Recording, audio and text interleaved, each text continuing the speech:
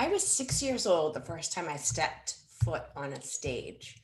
Our 4 H group was performing a Christmas play that we were taking into nursing homes in our local area over the holidays.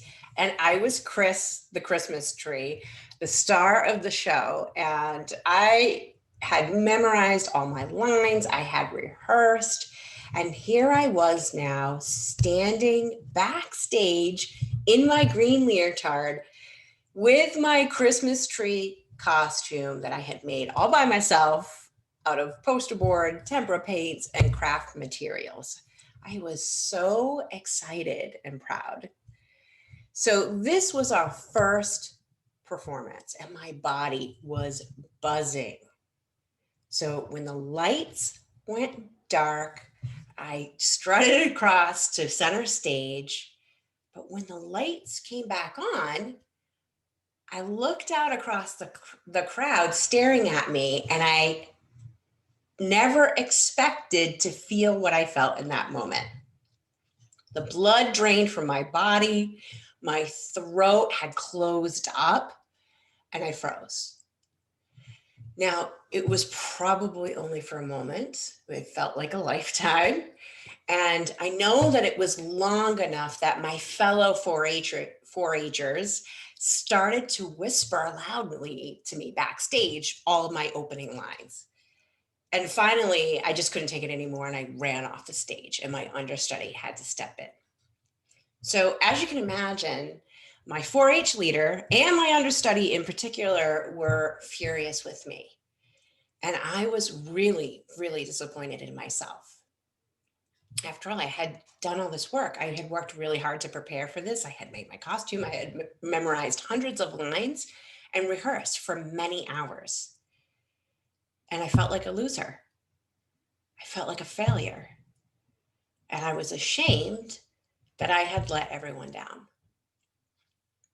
Hi, I'm Gayle Nowak, and in my last video, I talked about how our visibility wounds often connect to childhood experiences related to being visible and feeling vulnerable.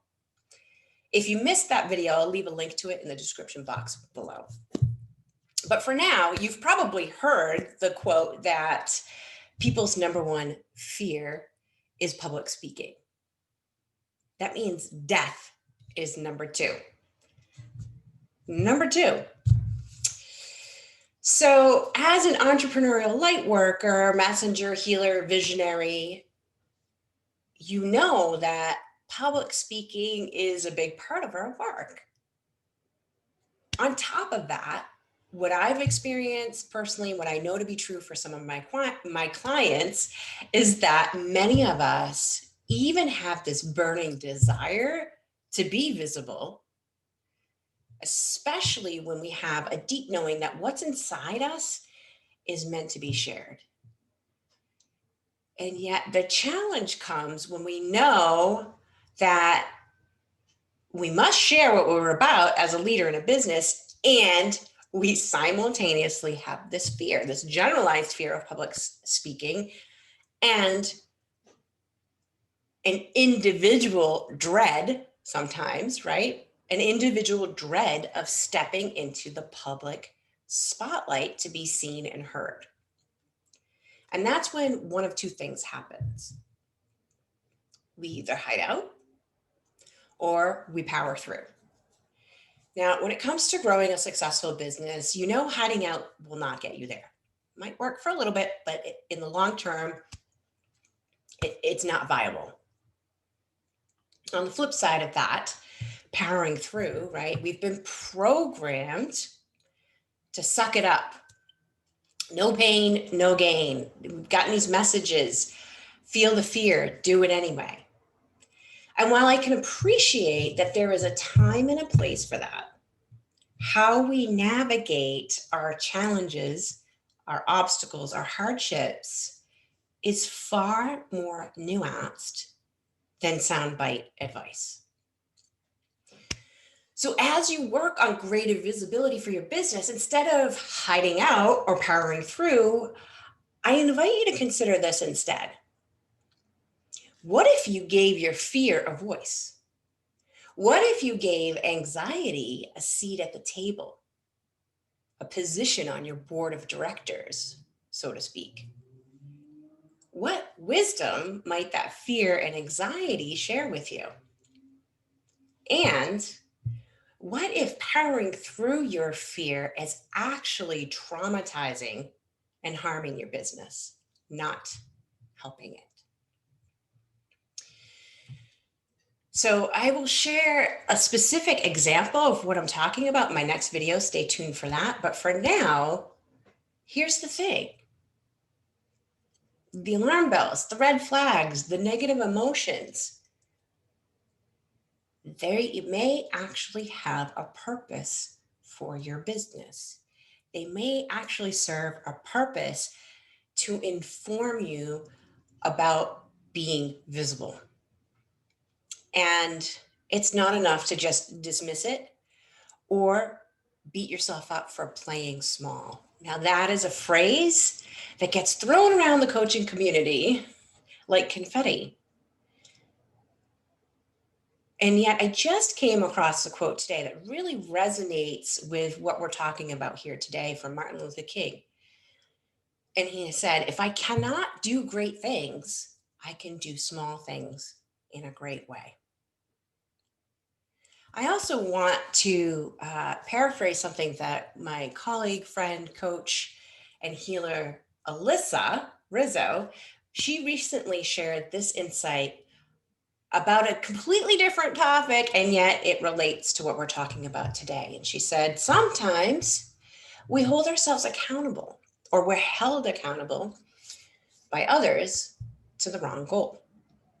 And pushing through that resistance, while it may be the path of most force, it also may be the path of most trauma.